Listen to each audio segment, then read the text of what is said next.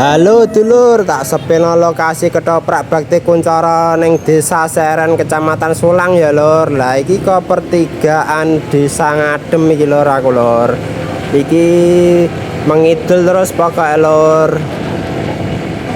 Nak ke Rembang Kota ya lewat lampu merah Embongan iku mengidul lur, terus teko Desa Ngadem iki lur, terus mengidul iki lur. Lah iki wis teko Desa Gundi lur, iki mengidul terus pokoke lur, melewati sawah-sawah iki lur. Lah iki wis teko perbatasan Desa Seren Desa Ngadem lur. Lah iki embunge Desa Pragu lur.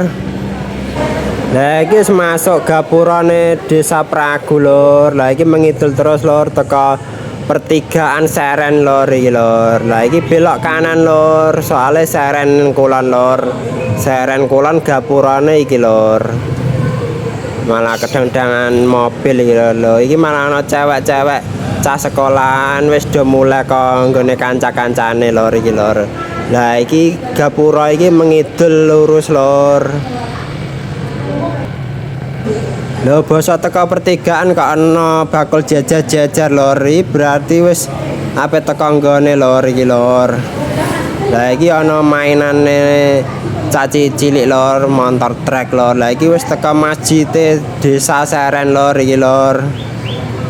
Iki mengidul terus lor. Lah nak mobil ora oleh mlebu kene lor, dipageri lor. Nak sepeda motor bebas iki lor.